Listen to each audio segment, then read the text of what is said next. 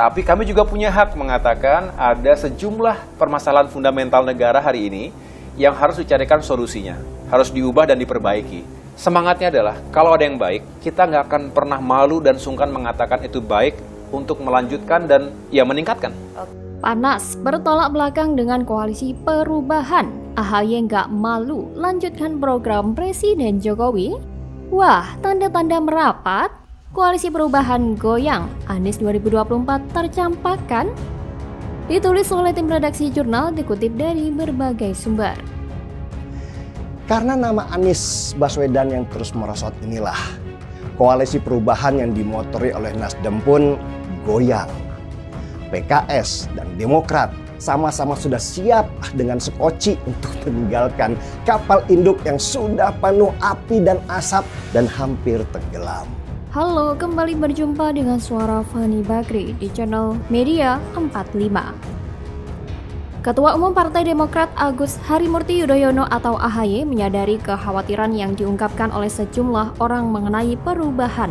AHY mengungkapkan bahwa kebijakan yang telah ditetapkan oleh Presiden Joko Widodo yang dianggap baik akan dipertahankan dan dilanjutkan. AHY mengaku akan melanjutkan program Presiden Joko Widodo bersama Koalisi Perubahan untuk Persatuan bila memang itu baik untuk masyarakat. Menurut AHY, tatanan dan hal-hal baik yang diwariskan oleh Presiden Soekarno, Presiden Soeharto, Presiden Habibie, Presiden Abdurrahman Wahid, Presiden Megawati Soekarno Putri, Presiden Susilo Bambang Yudhoyono, dan Presiden Joko Widodo harus dipertahankan.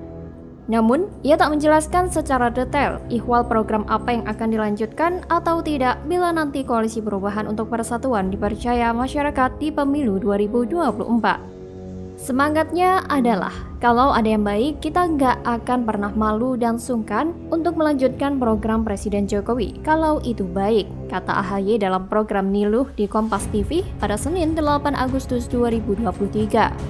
Meski begitu, ia mengajak setiap insan untuk mengakui kalau dalam hampir 9 tahun kepemimpinan Presiden Jokowi harus ada yang diperbaiki. AHY pun menambahkan ada agenda perubahan yang menjadi fokus pihaknya.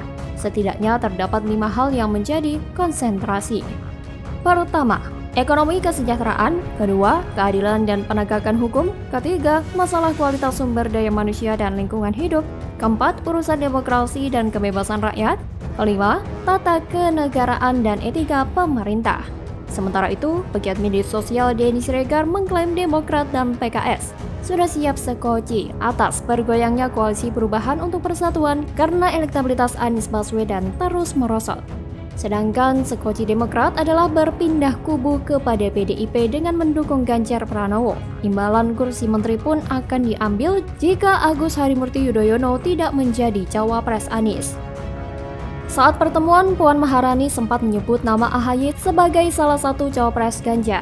Tentu saja ini membuat Koalisi Perubahan agak uring-uringan, karena Demokrat adalah safety zone koalisi.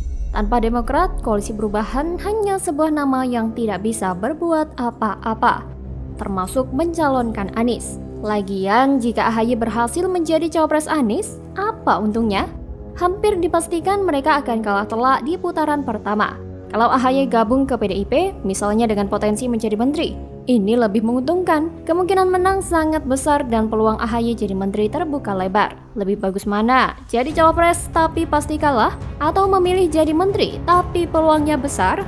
Pasalnya untuk apa mendukung Anies? Padahal Demokrat sendiri tidak cukup kuat mengangkat Anies. AHY tidak cukup hebat untuk menaikkan elektabilitas Anies.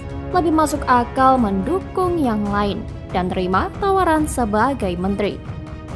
Daya tahan Koalisi Perubahan sedang diuji habis-habisan. Anies mungkin sudah mulai lelah dengan ini semua. Koalisi tidak solid dari awal bisa menjadi masalah besar di masa mendatang jika menang Pilpres. Ibarat Anies capek-capek tebar pesona kesana kemari, tapi ternyata endingnya menyesakkan dada. Mungkin ini sebabnya Anies mulai berkurang frekuensi kampanye ke berbagai daerah. Lebih baik wait and see, dan jika sudah dapat kepastian, barulah ngegas lagi. Koalisi ini kemungkinan besar akan gagal dan hanya ada 2 pasangan capres dan cawapres. Apalagi beberapa hari ini, Demokrat sedang berada dalam kondisi dilematis. Mau jadi cawapres tapi banyak halangan. Mau keluar dari koalisi tapi ragu-ragu karena masih berharap Anies akan mengumumkan AHY sebagai cawapres. Bagaimana kalau menurut Anda?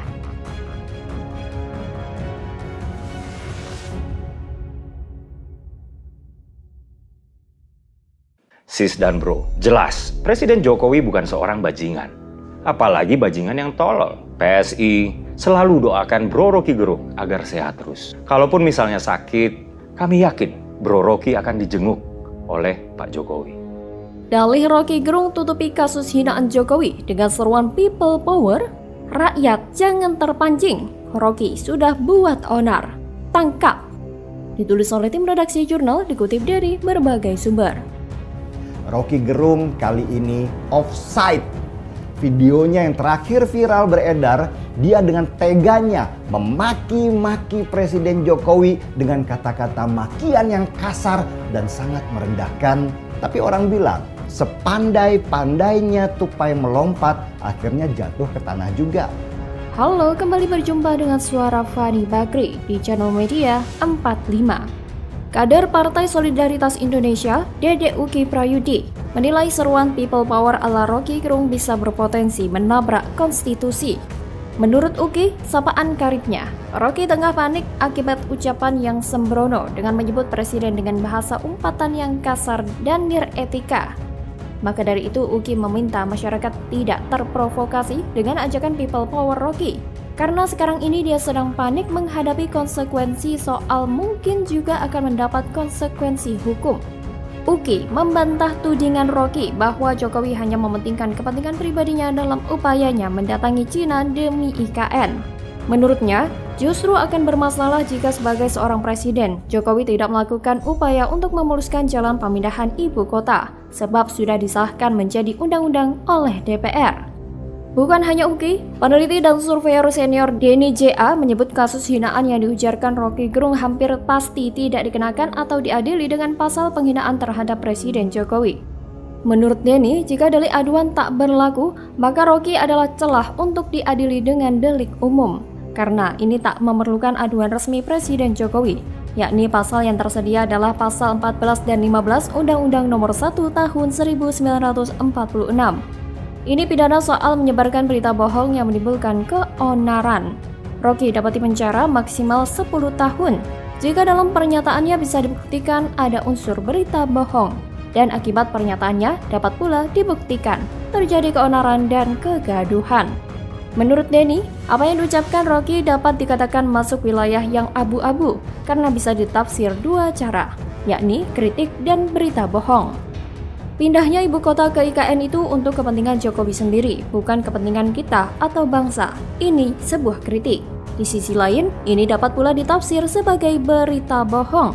Masalahnya itu bukan berita bohong ringan, tapi itu berita bohong soal kebijakan publik yang dapat menimbulkan kemarahan, keonaran, dan kegaduhan. Dari perspektif itu, pindahnya ibu kota bukan untuk kepentingan Jokowi pribadi. Gagasan itu sudah disampaikan oleh hampir semua presiden Indonesia sejak zaman Bung Karno, Pak Harto, hingga SBY.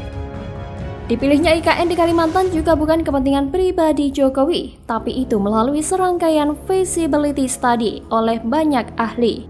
Di manakah dari kebijakan IKN itu yang semata-mata untuk kepentingan Jokowi sendiri yang tak memikirkan kita? Pernyataan Rocky Gerung itu, baik jika itu salah atau benar, juga belum bernilai pidana. Ia baru punya bobot pidana jika info yang dianggap bohong ini menimbulkan keonaran dan kegaduhan. Selain itu, publik akan semakin cerdas membedakan yang mana yang bisa disebut kritik dan yang mana berita bohong. Yang mana kritik yang membangun, mencerdaskan, mana kritik yang menghina, yang ibarat tinju memukul di bawah perut. Denny menilai jika Rocky memang seorang intelektual. Seharusnya intelektual adalah orang yang mengajak ketajaman kritiknya terasa dari kekuatan fakta dan argumen, bukan dari pilihan kata yang setengah bohong dan kasar. Jadi, melihat fakta-fakta dan keterangan di atas, Rocky Gerung juga harus dijadikan tersangka pasal membuat keonaran hingga menimbulkan keonaran di tengah masyarakat. Karena masyarakat sudah marah besar terhadap Rocky Gerung, dan terjadi aksi bakar foto Rocky Gerung sudah menjadi salah satu bukti adanya keonaran nyata di masyarakat. akibat ucapan-ucapan Roky Gerung yang penuh kebencian terhadap Presiden Jokowi. Bagaimana kalau menurut Anda?